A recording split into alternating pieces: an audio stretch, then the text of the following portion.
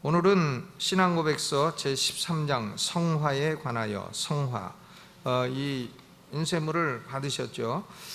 인쇄물은 이게 옛날 우리 침례교도들이 만든 거예요. 그러니까 옛날 우리 침례교도들이 이 정도 내용을 정리를 해서 믿고 있었다 하는 걸 우리가 알 수가 있습니다. 이 성화, sanctification, 이 용어는 성서적인 용어일 뿐만 아니라 신학적으로 대단히 중요한 개념입니다. 우리가 신학적인 개념, 성경적인 개념을 이해하는 데 있어서 고도의 정확성이 요구됩니다. 이거 대충 사용하면 안 되는 것이에요. 사람들은 자기 일상생활 속에서 굉장히 정확성을 요구합니다. 자타의 정확성을 요구하죠. 그러나 신앙의 문제에 관해서는 그렇게 정확성을 원하지 않아요. 그만큼 신앙의 문제에 관해서는 비교적 무관심하다는 걸 보여주는 것입니다. 그냥 대충 얘기해도 그러면 어떠냐 이렇게 넘어갑니다. 근데 그러면 안 되죠. 일상생활에서는 좀 덜 정확해도 신앙 문제에서는 정확해야 되는 것입니다. 우리가 구원이라고 말을 할 때 구원을 받았느냐 할 때에 구원이라고 하는 salvation, 이것은 여러 가지 측면을 포함하는 포괄적인 개념입니다. 구원이 그냥 받았냐 안 받았냐 이런 문제가 아니고 앞으로 받을 것이기도 하고 과거에 받기도 했고 또 지금도 받아가고 있고, 이 구원이라는 개념이 포괄성이 있는 것입니다. 그러니까 로마서 8장 30절에 미리 정하신 그들을 또한 부르시고, 정하신 분을 부르시고 부르신 그들을 또한 의롭다 하시고 의롭다 하신 그들을 또한 영화롭게 하셨느니라 그랬습니다. 그러니까 하나님의 예정 혹은 선택, 또 하나님의 유효적인 소명, 칭의, 성화, 영화, 이런 개념들은 다 구원의 여러 가지 측면이에요. 이런 구원의 여러 개념들은 서로 연결되어 있을 뿐만이 아니라 순서가 뒤바뀔 수도 없어요. 순서가 뒤바뀌는 게 불가능합니다. 영화를 성화되기 전에 영화를 먼저 얻는다, 이런 일은 있을 수 없어요. 칭의를 얻기 전에 유효적 소명을 받는다, 유효적 소명을 받기 전에 성화를 이룬다, 이런 일도 있을 수가 없어요. 순서가 뒤바뀔 수도 없는 것이고 끊어질 수도 없는 것이고 그 개념이 혼동되어서도 안 되는 것입니다. 그러니까 하나님이 창세전에 미리 정하신 사람들을 하나님이 부르시고, 부르신 그 사람들을 믿음을 주시고, 믿음 주신 그 사람들을 의롭다 하시고, 의롭다 하심을 받은 사람들은 성화 과정을 거쳐서 결국은 영화에 이르게 된다. 이것이 구원의 여러 가지 측면이에요. 이 구원의 여러 가지 측면이 순서가 있기 때문에 이런 것들을 가리켜 구원의 순서 혹은 구원의 서정, Order of Salvation, 구원의 순서라고 말을 합니다.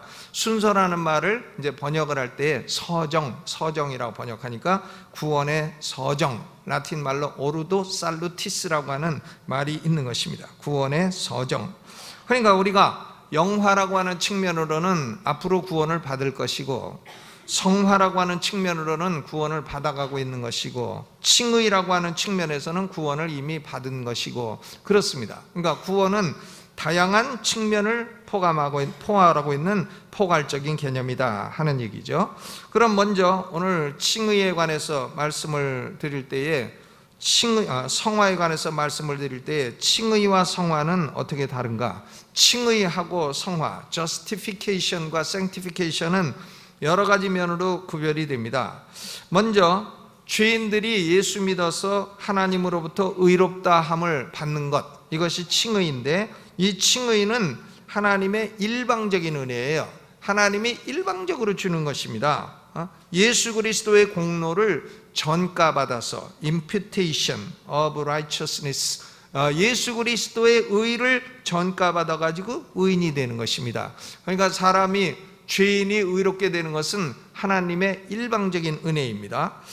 예정이라든가 혹은 유효적인 소명, 부르심이라든가 거듭남, 중생이라든가 칭의, 이런 문제에 있어서 죄인들이 능동적으로 행하는 것은 아무것도 없어요.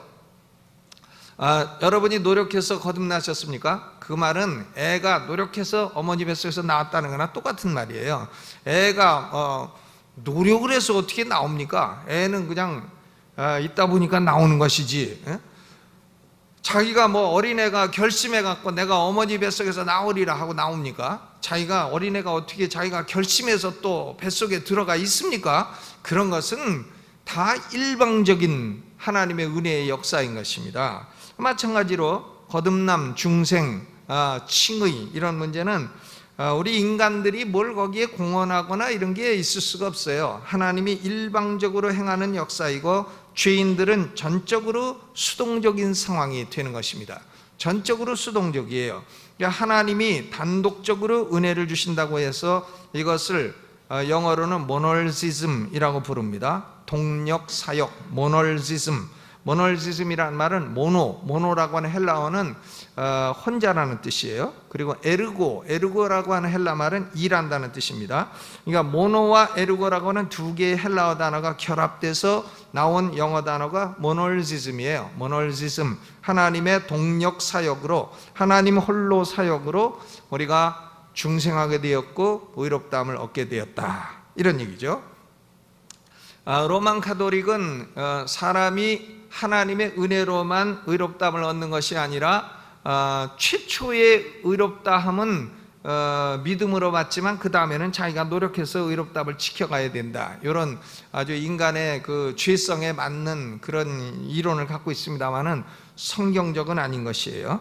그러니까 칭의는 전적으로 하나님의 동력사역입니다. 그러나 성화는 하나님과 구원받은 성도가 함께 협력해서 이루어가는 일이에요. 그러니까 칭의는 모널시즘이지만 성화는 시널시즘, 시널시즘. 신이라고 하는 말은 헬라어 투게더, 함께라고 하는 말과 에르고라고 하는 말이 합쳐져 가지고 나온 단어입니다. 시널시즘, 그러니까 합력사역이 되는 것입니다. 칭의는 동력사역이고 하나님의 동력사역이고, 성화는 하나님과 구원받은 성도들의 연합사역 혹은 합력사역이 되는 것입니다. 그러니까 구원받은 성도들은 성화에 있어서는 능동적인 입장이 되는 것이에요. 예를 들어서 쉽게 말해서요, 여러분이 지금 담배를 피우고 계시다. 그러면 담배를 끊는 게 일단은 성화예요. 담배 피는 걸 뭐 성화라고 보기는 어려워요. 그렇죠? 그러면 담배를 누가 끊어야 돼요? 담배 누가 끊어야 됩니까? 지가 끊어야지. 담배를 누구 보고 피는 거 지가 피면서 누구 보고 끊으라 그래요. 그러니까 성화를 이루려면 담배를 끊어야 되는데 담배는 자기가 끊어야 돼요. 근데 자기가 끊는데 문제는 자기가 끊을 만한 능력이 없어. 니코틴에 중독이 돼갖고 끊을 만한 능력이 없단 말이에요. 그러면 누가 도와주십니까? 성령이 도와주시는 거예요. 그러니까 성화를 이루는 것은 하나님과 인간의 합력사역이 되는 거다, 이런 얘기인 것입니다. 이해가 얼른 가시죠? 술 먹는 사람이 아버지 술 끊어주세요, 술 끊어주세요. 그러면 술을 계속 먹고 취하는 게 거룩한 것이에요? 일단은 끊는 게 거룩한 것이에요? 끊는 게 거룩하죠. 술값 아끼면은 얼마나 저 사람이 돈이 저축이 되겠어요? 막걸리값만 아껴도 평생 아끼면 뭐 아파트 산다는데 양주값 아끼면은 뭐 아파트에다가 세단에다가 다 사겠죠. 그러니까 술만 안 먹어도 가정 경제는 별로 그렇게 어려움이 없습니다. 이 남자들 병원에 누워 있는 거 신방 가 보면 전부 다 90% 이상 술이에요, 술. 그래가지고 간병 나고 뭐 이렇게 돼가지고 또 간이 막히고 뭐 막 이렇게 돼서 병 나는 것입니다. 그러니까 일단 술 끊는 게 이것이 거룩해지는 거예요. 그러면 술을 끊을 때에 하나님이 끊어주십니까? 자기가 끊습니까? 자기가 끊어야지. 왜 지가 먹으면서 하나님 못 끊으라 그래요? 그러니까 자기가 끊는데 이게 어려서부터 마시고 벌써 습관화돼 가지고는 끊기가 어렵단 말이에요. 그때 누가 도와주십니까? 성령이 도와주시는 거예요. 그래서 성화라고 하는 것은 신인 협력, 시너지즘이 되는 것입니다. 협력 사역이 되는 것이죠. 먼저 성화는 삼위일체 하나님이 다 관여하십니다. 성부, 성자, 성령이 다 우리를 거룩한 사람이 되도록 도와주시는 것이죠. 히브리서 12장 10절에 보니까 성부 하나님은 우리의 유익을 위하여 그의 거룩하심에 참여케 하시느니라. 성부 하나님이 그의 거룩하심에 참여케 하시느니라. 또 에베소서 5장 25절로 27절에 보면 성자 예수님은 우리를 거룩하고 흠이 없게 하신다. 성자 예수님이 티나 주름 잡힌 것이나 이런 것들이 없이 거룩하고 흠이 없게 하신다. 예수님이 우리를 거룩하게 해주시죠. 또 베드로전서 1장 2절에는 성령님이 성도들을 거룩하게 하신다 그랬어요. 곧 하나님 아버지의 미리 하심을 따라 성령의 거룩하게 하심으로 그랬습니다. 그러니까 성부, 성자, 성령은 다 우리가 예수 믿고 구원받은 사람들이 거룩하게 되도록 도와주시는 것이에요.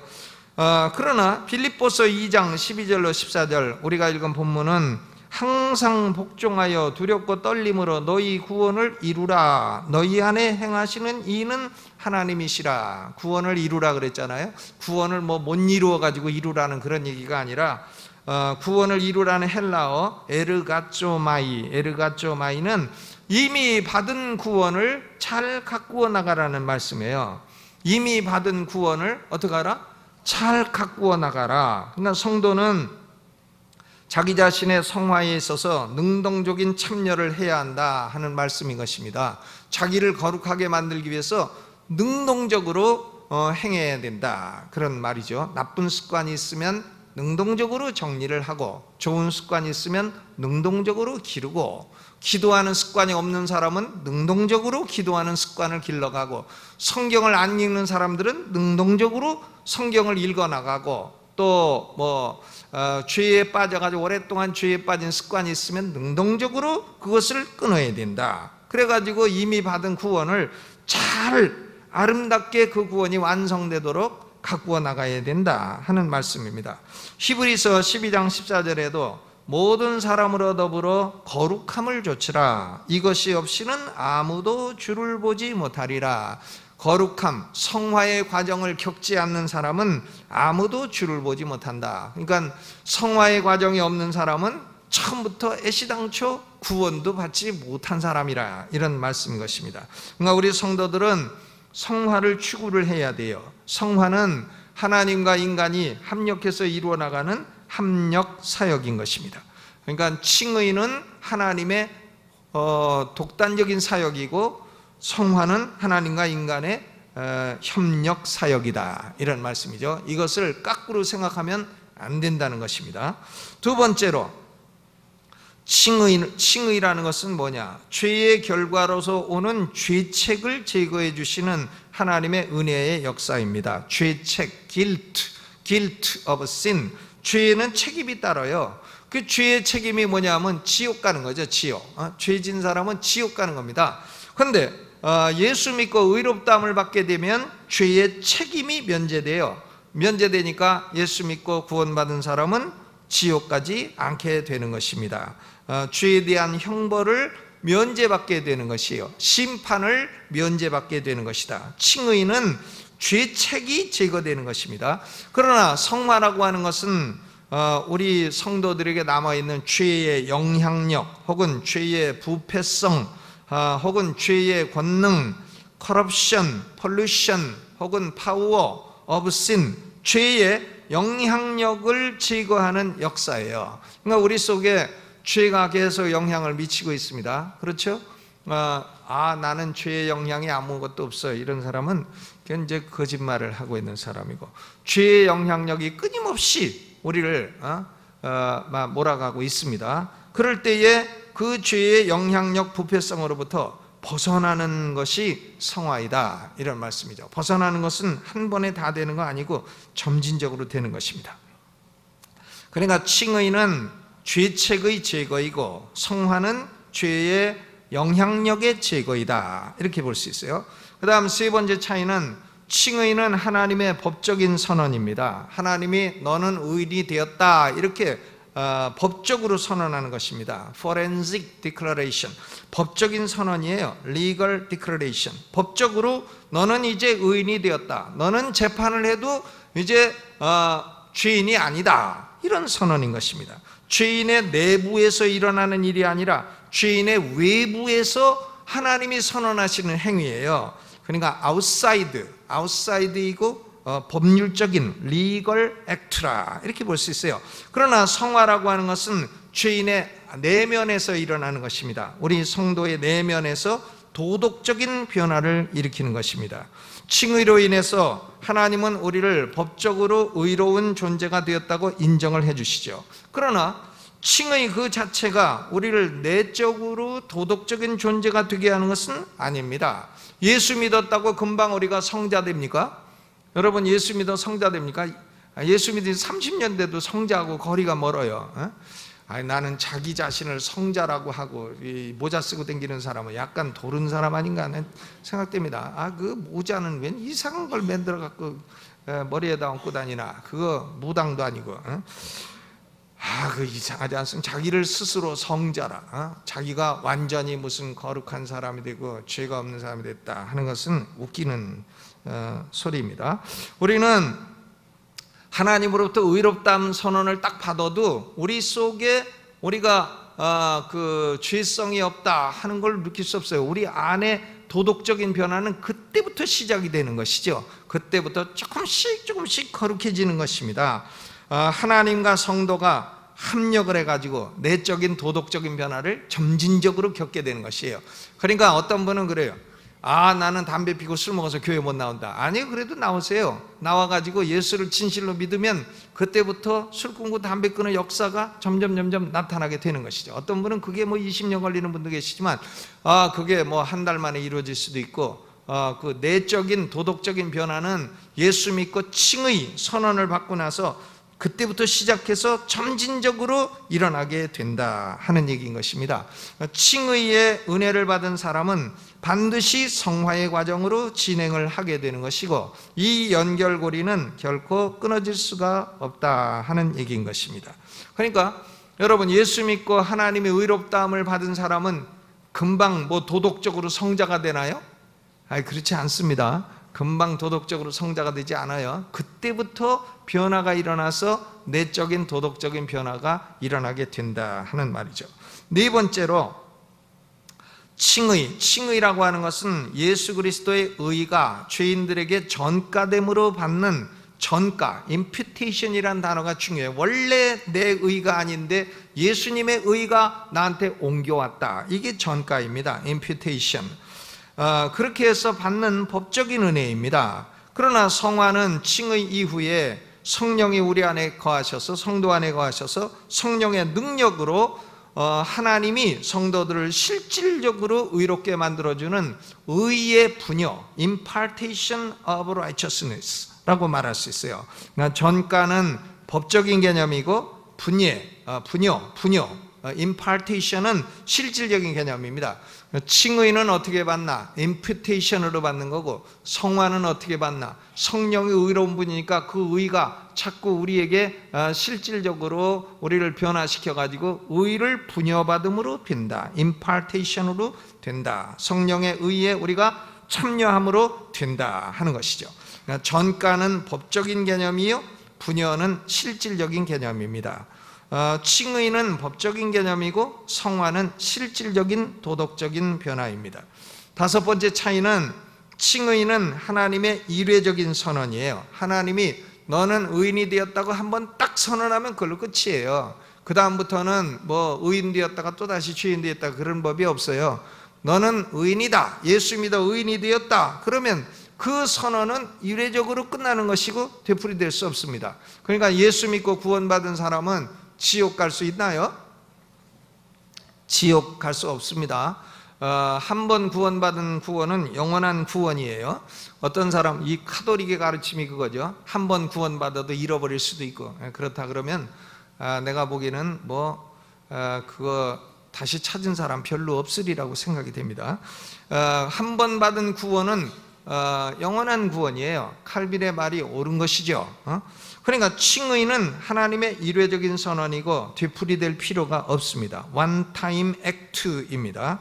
그러나 성화는 평생에 계속되는 점진적인 일인 것이에요. 우리가 거룩해지는 것은 어떻게 됩니까? 평생 계속돼야 돼요. ongoing process, 계속되는 과정입니다.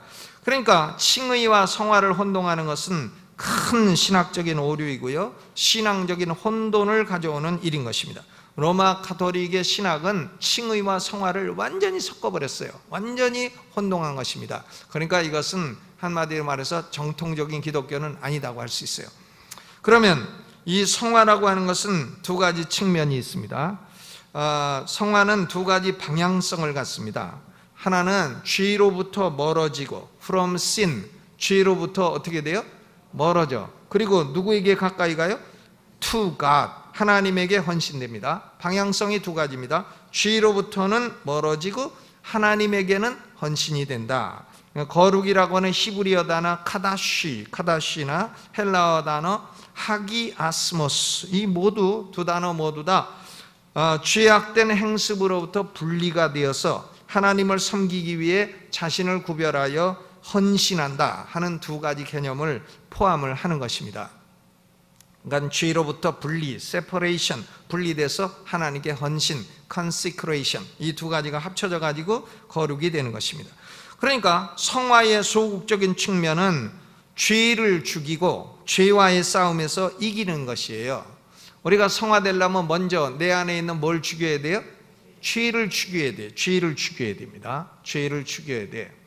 죄 죽이기, mortification이라고 부르는 것입니다. 이 사도 바울은 성화의 과정에서 죄 죽이기를 대단히 중요한 요소로 강조를 했습니다. 로마서 8장 12절 13절에 보면 그러므로 형제들아 우리가 빚진 자로 돼 육신에게 져서 육신대로 살 것이 아니니라. 너희가 육신대로 살면 반드시 죽을 것이로 돼 영으로서 몸의 행실을 죽이면 살리라. 그러니까 영으로서 성령의 도우심을 받아 육신, 죄성을 죽이면 살리라. 그러니까 성도는 성령의 도우심을 받아서 안에 있는 죄성을 죽여야 됩니다. 힘을 못 쓰게 만들어 버려야 돼요. 그러면 성화가 이루어진다 하는 얘기죠. 사람마다 자기가 약한 죄의 영역이 다 달라요. 어떤 사람은 돈 쓰는데 약해. 그래가지고 그냥 돈만 보면 다 써. 그래가지고 크레딧 카드 그냥 한도를 다 채워. 막 카드 여러 개 만들어가지고 한도 다 채워가지고 더 이상 끊을 게 없어. 그런 사람들은 그 낭비벽이 많은 사람이에요. 낭비라고 하는 죄에 걸려 있는 사람이에요. 또 어떤 사람은 또 보면은 아주 그 이성 관계에 있어서 그냥 뭐 넘어갑니다. 이성 문제에 있어서 깔끔하지 않아요. 그래서 큰 스캔들 달고 다니고 이런 사람 있죠. 또 어떤 사람은 또 뭐 이 말 문제, 그냥 자기가 머릿속에 생각나는 거는 아무 말이나 가서 막 해. 막 확인하면 다 아냐. 근데 아니면 말고 이런 식으로 막 말을 해. 그것도 그 사람이 갖고 있는 약점인 것입니다. 그러니까 말 안 하면 나는 병나요 이러면서 그냥 막 아무 말이나 막 해. 그 말로 인해서 다른 사람이 얼마나 큰 상처를 받을까 생각 안 해. 그리고 말을 막 찧어서 만들어냅니다. 그런 것도 죄죠. 큰 죄입니다. 그러니까 그런 죄의 영역이 다 달라요. 사람이 약한 죄의 영역이요, 다 다르니까 결국 그 성화가 되려면은 그런 죄를 갖다가 죽여야 됩니다. 이걸 뭐라고 하느냐? mortification, 죄를 죽여라. 그 죄를 죽이지 않고 육신에게 져서 육신대로 살면 어떻게 되나? 반드시 죽을 것이로다. 그 사람 인생에 큰 그 어려움이 오게 된다. 요번에 어느 그 제주도인가 어디에 그 검사님 한 분은 뭐 좀 약한 부분이 있으시더만요. 그분 기러기 아빠인데 좀 약한 부분이 있으셔서 아이고 참 같은 남자로서 참 안 됐다. 어쩌다가 기러기 아빠가 되고 직업도 좋고 공부도 잘하고 똑똑한 사람이 어쩌다 그렇게 된다. 근데 그게요, 봐요. 그래 육신에게 져서 육신대로 살다 보니까 어떻게 됐어요? 반드시 죽게 됐잖아요. 얼마나 그 사람 인생이 지금 곤란해졌어요. 반드시 죽을 것이로다. 육신에게 져서 육신대로 살면 반드시 죽을 것이로되 영으로서 몸의 행실을 죽이면 살리라 그랬습니다. 그러니까 성화의 소극적인 측면은 죄를 죽이는 거예요. 자기 속에 어떤 죄든지 있다 그러면 그 죄를 죽여야 됩니다. mortification.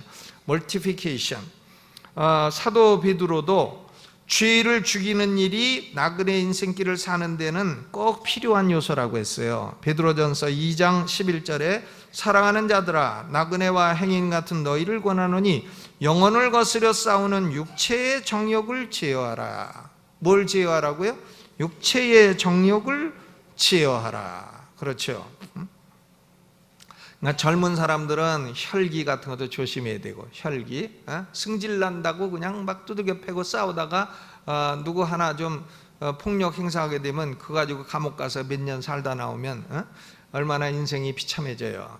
내가 서울역 앞에 있는 노숙자 밥 우리 교회가 여러 해 줬어요. 가서 우리 여전도에서 가서 주고 그랬는데, 노숙자 그 앞에 가서 나보고 설교하라 그래서 뭐 듣는지 마는지 모르지만 하여간 3분 간단한 설교를 하는데, 한 사람이 딱 앞에 있는데 이빨이 다 빠졌어. 나보고 목사님 압니다. 어떻게 하냐니까, 나 대전 살았습니다. 어떻게 대전 사는데 나 아냐니까, 내가 목사님 공군 장교했을 때 내가 하사관이었습니다. 근데 어떻게 그렇게 됐냐 그러니까, 내가 좀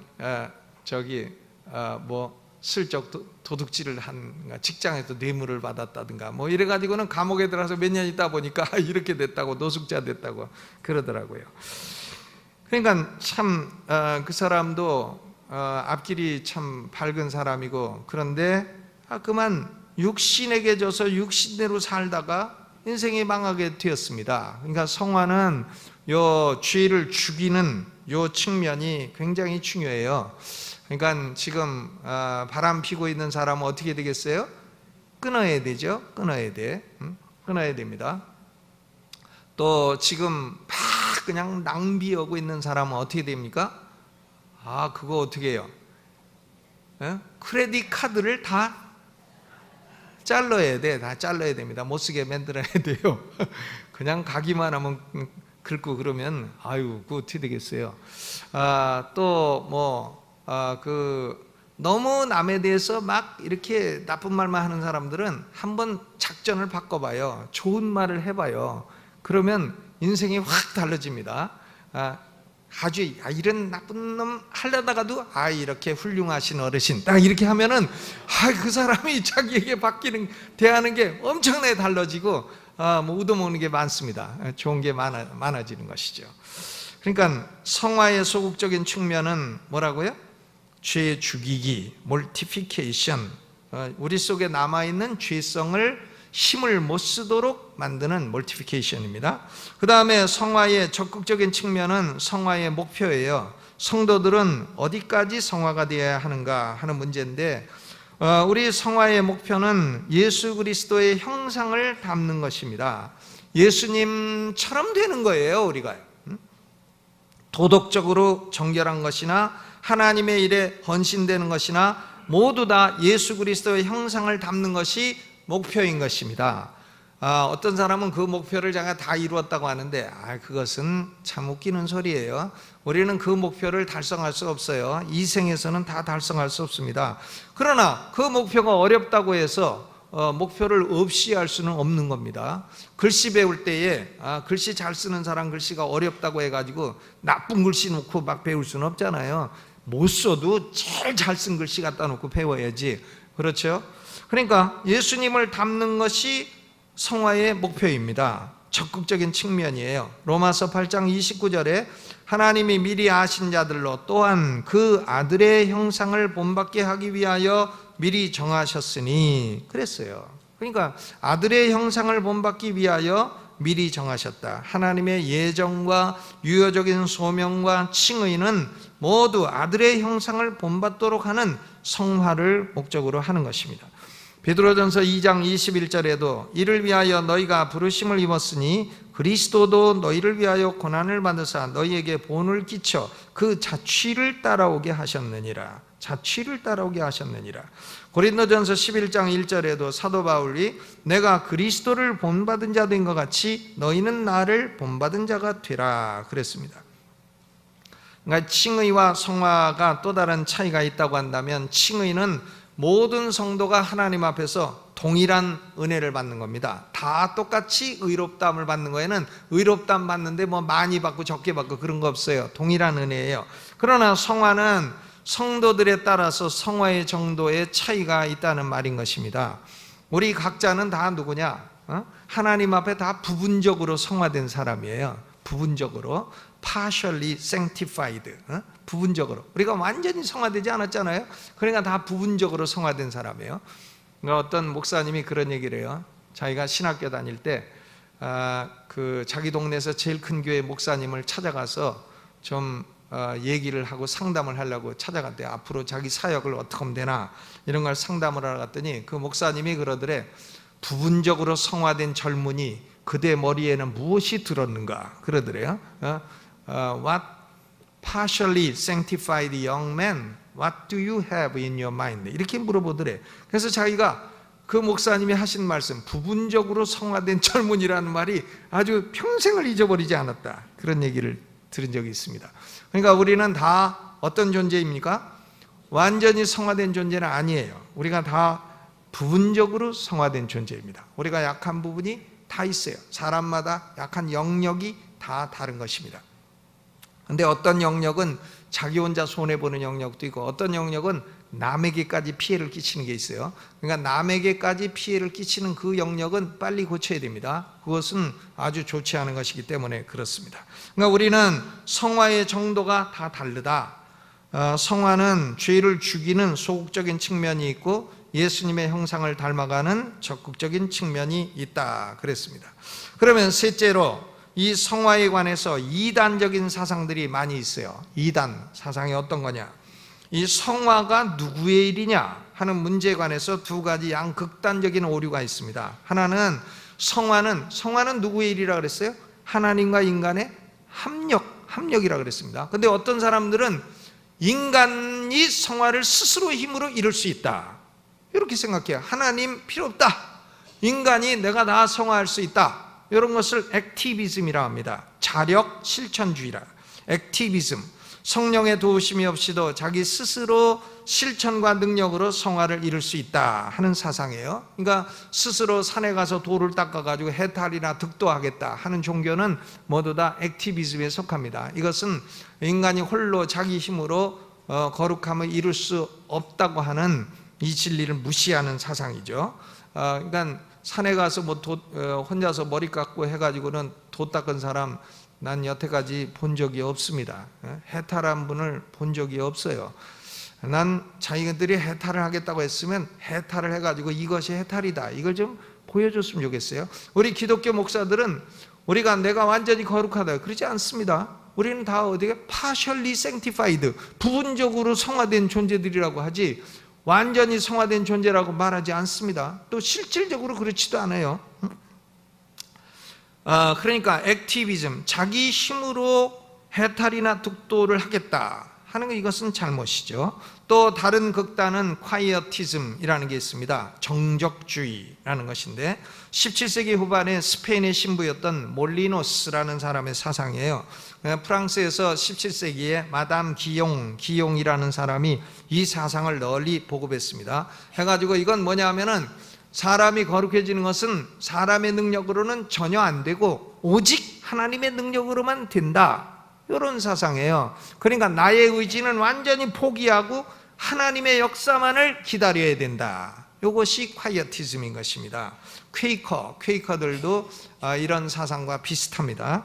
그리스도인의 성화와 완전에 이르는 길은 자신의 의지와 노력을 완전히 포기하고, 자신의 의지를 완전히 포기하고 명상이라고 하는 내면적인 방법으로서 하나님이 행동하시도록 만들어야 된다. 언뜻 들으면 아주 그럴듯한 소리 같아요. 그러나 이것은 귀신 들리는 첩경이에요. 여러분, 자기 자신을 비우고 의지를 비우고 아버지 우주의 영이여 내게 들어오시옵소서, 내게 들어오시옵소서, 그러면 그 사람은 제가 예언컨대 한 달 뒤면 귀신 들립니다. 귀신 들리는 첩경이에요. 그런 짓 하면 안 되는 것이죠. 내가 나를 거룩하게 해야 되겠다는 강력한 의지를 가지고 성령께 기도해서 도움을 받아야 되는 것이지, 자기 의지를 다 비우고 마음을 비우라, 그 욕심을 비우라는 뜻이지 자기의 의지를 비우라는 뜻은 아닌 것이죠. 자기의 의지와 노력을 완전히 포기하고 명상이라고 하는 내면적인 방법으로 하나님이 행동하시게 해야 된다. 이런 사상이에요. 이런 사상은 21세기에도 나타나고 있어요. 소위 신사도 운동이 행하는 관상기도라는 게 그런 것이에요. 아주 극도로 위험한 기도 방법인 것입니다. 그러니까 관상기도 이런 데 쫓아다니지 마세요. 기도는 어떡하나 그냥 하지 무슨 그냥 하늘에 계신 우리 아버지 해가지고 자기 마음과 소원과 의지를 가지고 있는 것을 기도를 하면 되는 것이지, 뭘 마음을 다 비우고 또 호흡을 해. 호흡. 기도하는데 무슨 호흡? 그래가지고는 우주의 뭐 에너지를 갖다가 자기 속에 받아야 돼. 여러분, 이건 힌두교에서는 쿤달리니예요. 이것은 완전히 힌두교 귀신 들리는 첩경인 것입니다. 절대 그런 짓 해서는 안 된다 이 말이죠. 그러니까 기도는 어떻게 해야 되나? 주님이 가르쳐 주신 대로 말씀을 따라 자기 마음과 의지가 원하는 것을 가지고 기도하면 되는 것입니다.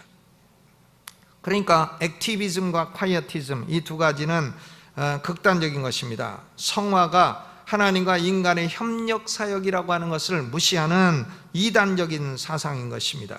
이단이에요. 이 콰이어티즘, 퀘이커, 이 사람들도 아주 웃기는 사람들이죠. 퀘이커.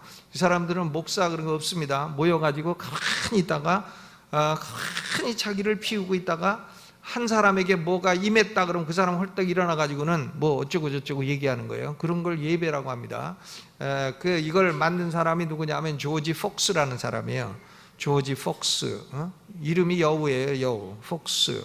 그래서 우리 미국의 침례교회를 처음 세운 사람 로저 윌리엄스라는 사람이요, 이 여우를 구덩이에서 파내자 이런 책을 쓴 적이 있어요. 조지 폭스 digged out of his burrows라고 하는, 그게 로저 윌리엄스의 책 제목이에요. 그러니까 이 사람들은 성경을 갖다가 이 필요 없는 책이라고 막 던져버려. 이 퀘이커는 아니 성경 던져버리고 뭐하나 하면은 자기를 비우고 위에서는 계시를 받겠다는 겁니다. 그래서 이것이 아주 불건전한 이단 종교이고요. 이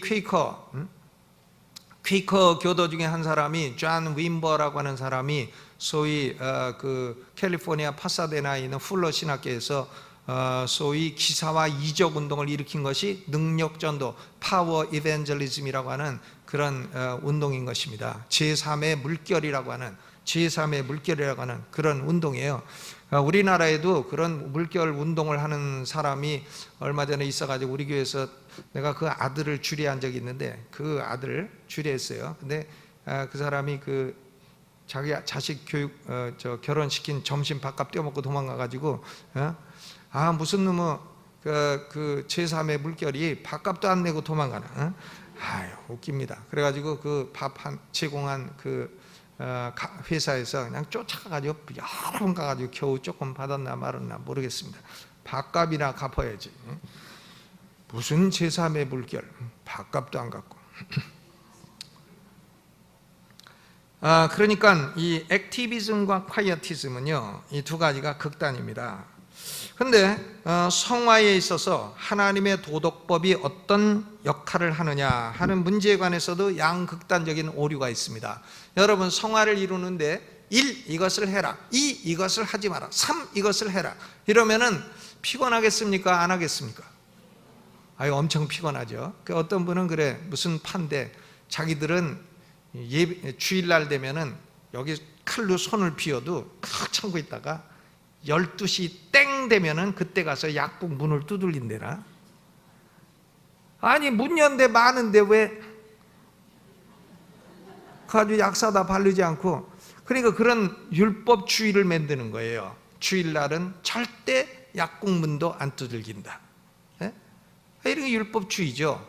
우리는 하나님의 거룩한 도덕법 10계명을 존중하고 사랑해야 돼요. 10계명을 갖다 버리면 안 됩니다. 그러나 성화를 이루는 데 있어서 나는 뭐 하루에 5시간씩 기도한다.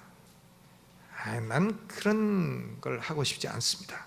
하루에 5시간씩 기도한다. 2. 하루에 100페이지씩 성경을 읽는다. 며칠이나 가요? 난 애시당초 그런 게 작심삼일이라는 걸 알기 때문에 만들지 않아요. 어떤 분은 그래, 자기는 뭐 요거 하나 딱 세우면 평생 지킨다나, 그런 쓸데없는 짓을 왜 해요? 그 리걸리즘, 그 율법주의인 것입니다. 그러니까 자기가 어긴 것을 자기 마음이 스스로 알지 않겠어요? 그런데도 자기가 어긴 적 없다 이러고 구라치는 것은 옳지 않아요. 예? 율법주의 뭐 어떤 걸 쭉 만들어 가지고, 내가 보니까는 벤자민 프랭클린이라는 미국의 유명한 사람 있잖아요. 벤자민 프랭클린, 그 사람의 오토바이오그래피, 이 자서전을 읽어보면 자기는 뭐 1 이런 걸 안 한다, 2 저런 거 한다, 3 저런 걸 안 한다, 4 이런 거 한다, 막 규율이 막 수십 가지가 있어요.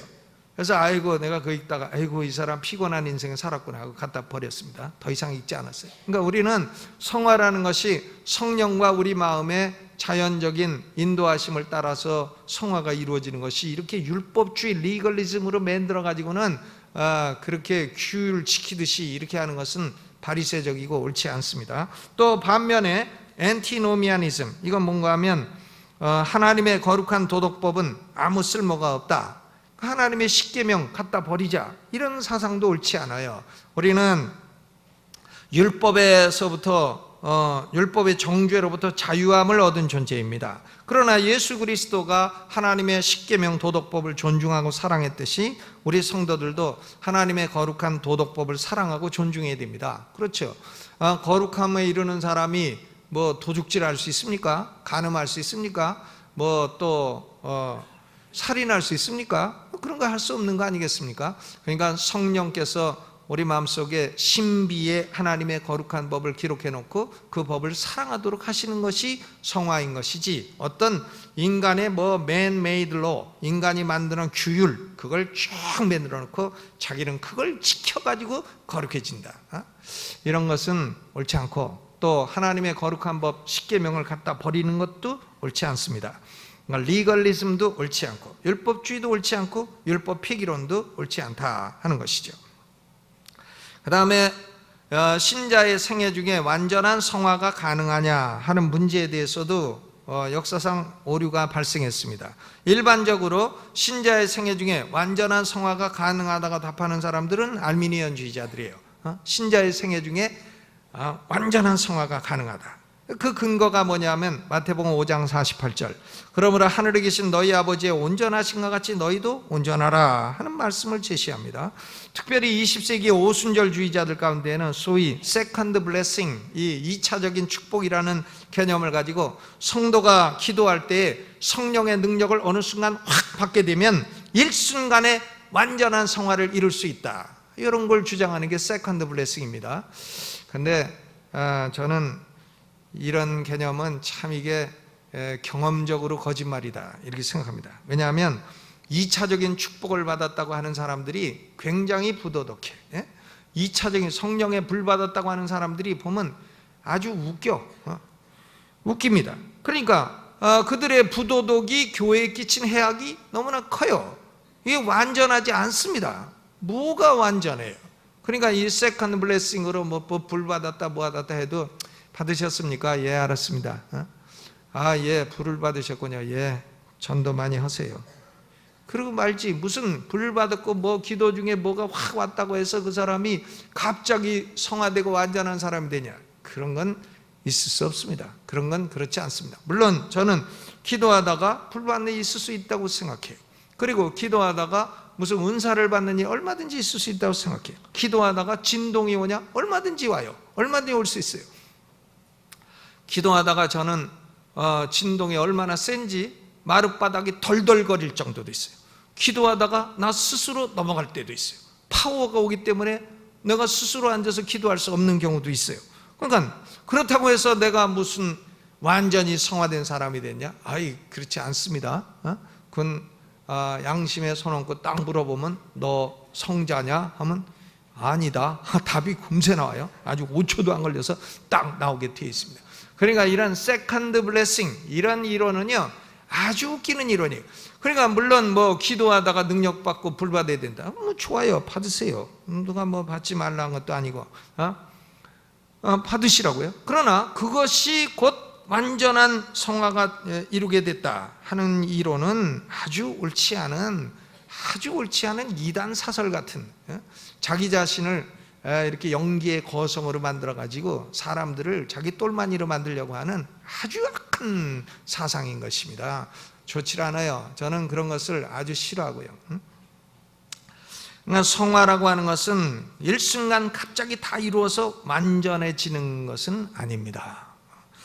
웨슬리가 그런 비슷한 소리를 좀 했는데, 웨슬리는요 그 똑똑한 사람이기 때문에 자기가 말하는 성화는 상대적인 것이다 해가지고 relative perfection, 상대적인 완전이라는 말을 했어요. 난 그 두 단어가 도대체 상대적인 완전이 뭔지 여태까지 공부해도 이해 못합니다. 왜? 상반되는 말이기 때문에, 말이 안 되는 말이기 때문에 그렇습니다. 성화는 평생에 점진적으로 이루어지는 일이고, 그렇기 때문에 완전주의, 퍼펙셔니즘은 이단에 가까운 사상인 것입니다. 대부분의 개혁주의자들, 개신교도들은 하나님처럼 온전해지는 것은 성화의 목표다, 예수님을 온전히 닮아가는 것은 성화의 목표다 하는 사실은 인정할지라도 이 생에서는 달성될 수 없는 목표라고 생각을 하는 것입니다. 육체를 벗어나서 우리가 영화, 글로리피케이션 상태에 가면 달성이 될 것입니다. 그때는 우리가 완전히 예수님 같이 될 것이에요. 아멘. 그때는 우리가 죄 짓고 싶어도 죄의 존재 자체로부터 벗어나서 죄를 지을 수 없는 사람이 되는 것입니다. 그러나 그때까지는 우리는 죄와 끊임없이 싸워야 됩니다. 성도들은 어떤 존재냐? 로마서 6장에 보면 예수 그리스도와 연합된 존재라 그랬어요. Union with Christ. 그러므로 계속해서 죄에 빠져 사는 것은 가능하지 않아요. 왜? 우리가 예수님과 연합된 존재이기 때문에 우리와 연합되신 예수님이 우리가 계속 죄 가운데 있기를 허락지 않으십니다. 예수님이 우리와 연합되어 있는데, 예를 들어서 우리가 술집에 가서 계속 술이나 먹고 방탕한다 그러면 예수님이 우리와 연합되고 거기 같이 앉아서 술을 약주를 잡수시는 거기 때문에 예수님이 싫어하시게 되어 있어요. 그래가지고 결국은 그 자리를 벗어나게 하시는 겁니다. 그 자리를 못 가게 만들어 버리시든가, 어떻게 만드시겠어요? 그 자리에 못 가게 만드는 거. 병원에 가서 누워있으면 못 가죠. 그렇게 만드시든가 어떻게 하시는 거예요. 그러니까 예수님과 우리가 연합된 존재, Union with Christ, 이것이 바로 성화의 원천인 것입니다. 그러니까 우리는 예수님과 연합된 존재이기 때문에 결국은 하나님이 우리를 거룩하게 만드시고 우리도 하나님의 역사를 따라 순종해서 하나님과 연합해가지고 거룩한 삶을 이루어 가야 되겠습니다. 소극적으로 죄를 죽이고 적극적으로 예수님의 형상을 닮아 성화의 진보를 보이는 성도가 되시기를 주님의 이름으로 축원합니다.